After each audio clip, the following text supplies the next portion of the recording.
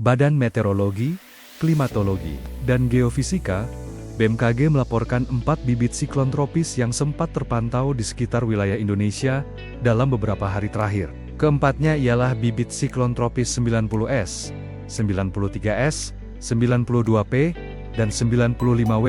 Dari 4 sistem tersebut, 2 diantaranya kini telah dinyatakan tidak aktif. Bibit siklon tropis 90S terbentuk pada 27 Februari tahun 2026 pukul 19 WIB. Di wilayah Monitoring Tropical Cyclone Warning Center TCWC Jakarta, sistem tersebut telah dinyatakan tidak aktif. Sementara itu, BMKG mengungkapkan saat ini, bibit siklon tropis 93S yang terbentuk pada 2 Maret tahun 2026. Pukul 13 WIB, masih terpantau di Samudra Hindia bagian barat Australia. Bibit siklon tropis 95W terbentuk pada 4 Maret tahun 2026, pukul 13 WIB, di luar wilayah monitoring TCWC Jakarta. Pada 6 Maret tahun 2026, pukul 1 WIB. Sistem ini terpantau berada di Samudra Pasifik Utara Papua, dan masuk dalam wilayah monitoring TCWC Jakarta. Sistem ini juga memiliki peluang rendah untuk berkembang menjadi siklon tropis, dan diperkirakan bergerak perlahan ke arah barat. Badan Meteorologi, Klimatologi, dan Geofisika, BMKG, memantau kemunculan 3 bibit siklon tropis di sekitar wilayah Indonesia. Fenomena ini diperkirakan berpotensi memicu hujan deras, angin kencang, dan gelombang tinggi di sejumlah provinsi dalam beberapa hari ke depan. Kepala BMKG, Teguh Faisal Fatani, menjelaskan, berdasarkan pantauan Tropical Cyclone Warning Center Jakarta, hingga pukul 7 WIB, ketiga sistem aktif tersebut adalah bibit siklon tropis 90S di Samudra Hindia Selatan, Banten, Jawa Barat, 93S di sebelah barat Laut Australia, dan 92P di Teluk Carpentaria Selatan, Papua Selatan. BMKG mengimbau masyarakat tetap tenang, namun meningkatkan kewaspadaan terhadap potensi dampak, seperti genangan air dan angin kencang, serta selalu merujuk pada kanal resmi BMKG. Menurut PLT, Deputi Bidang Meteorologi BMKG, Andri Ramdhani, bibit 90S memiliki peluang tinggi berkembang menjadi siklon tropis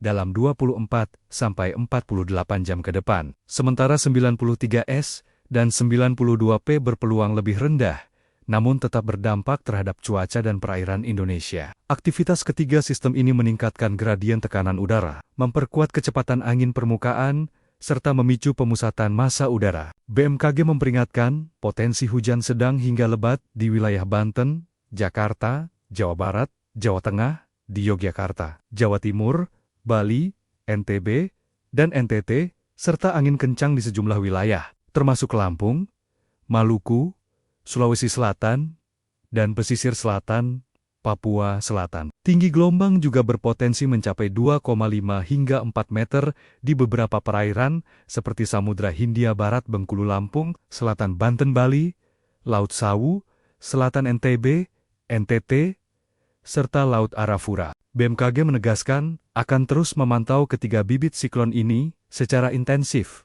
dan memperbarui informasi secara berkala. Masyarakat diminta waspada terhadap potensi hujan lebat, disertai kilat atau petir, angin kencang, serta dampak hidrometeorologi seperti genangan, banjir, dan tanah longsor di wilayah rawan. Emiten Properti PT Lipo Cikarang Tbk membukukan nilai prapenjualan atau marketing sales sebesar 1,65 triliun rupiah hingga akhir Desember 2025.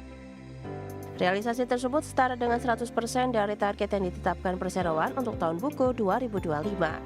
Realisasi marketing sales pada tahun 2025 terutama ditopang tingginya permintaan produk residensial.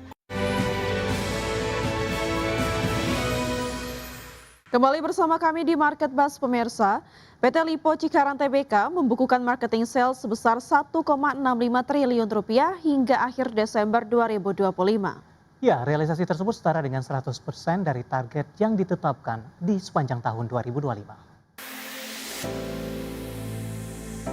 Emiten Properti PT Lipo Cikarang Tbk membukukan nilai prapenjualan atau marketing sales sebesar 1,65 triliun rupiah hingga akhir Desember 2025. Realisasi tersebut setara dengan 100% dari target yang ditetapkan perseroan untuk tahun buku 2025. Realisasi marketing sales pada tahun 2025 terutama ditopang tingginya permintaan produk residensial. Rumah tapak berkontribusi 58% terhadap total prapenjualan, disusul unit komersial sebesar 38% dan segmen lahan industri sebesar 4%.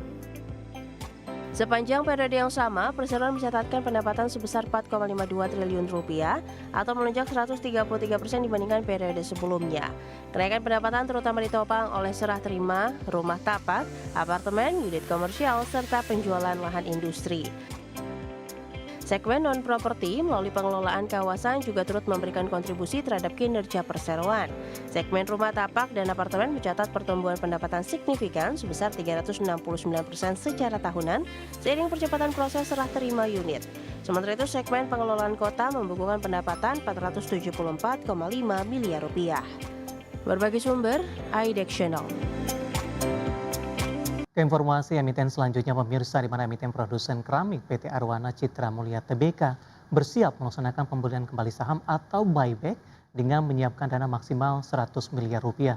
Di mana Korporasi Sekretari PT Arwana Citra Mulia Tbk Rudi Suyanto mengatakan aksi korporasi tersebut diharapkan dapat menjaga stabilitas harga saham sekaligus meningkatkan kepercayaan pemegang saham dan pemangku kepentingan.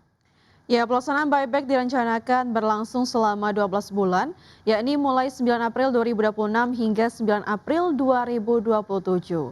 Setelah memperoleh persetujuan RUPST. Dalam rencana tersebut, perseroan mengalokasikan dana maksimal 100 miliar rupiah yang seluruhnya bersumber dari kas internal.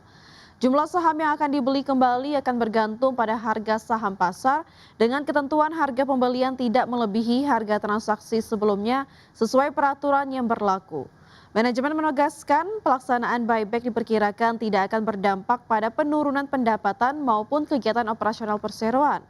Selain itu, dampak terhadap biaya pembiayaan juga dinilai sangat kecil.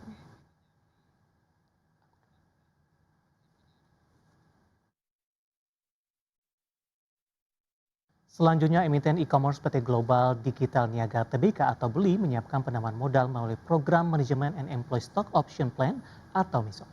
Ya, 2 tahap program ini berpotensi menghimpun dana segar hingga 647 miliar rupiah. PT Global Digital Niaga Tbk atau BELI akan melaksanakan MESOP 3 tahap 4 dan MESOP 4 tahap 2. Program MESOP 3 tahap 4 digelar selama 30 hari kerja mulai 15 Maret 2026 hingga 13 April 2026 dengan harga pelaksanaan Rp430 per saham. Jumlah hak opsi yang dapat dieksekusi maksimal 325.757.001 saham. Jika seluruhnya terserap, perseroan berpotensi meraih dana sekitar 140 miliar rupiah. Sementara itu dalam MESOP 4 tahap 2, perseroan menawarkan hingga 1.178.988.100 saham dengan harga pelaksanaan sama yaitu Rp430 per saham. Periode pelaksananya juga berlangsung 15 Maret hingga 13 April 2026. Apabila seluruh saham terakuisisi oleh karyawan, BELI berpotensi mengantongi tambahan dana sekitar 506,96 miliar rupiah. Dengan demikian, total potensi dana yang akan dihimpun dari 2 tahap MESOP tersebut mencapai 647,04 miliar rupiah. Namun pada perdagangan Senin 2 Maret 2026, saham BELI ditutup turun 3,3% ke level Rp410 per saham. Dalam 5 hari terakhir, saham BELI terkoreksi 4,65%. Berbagai sumber, IDEX Channel.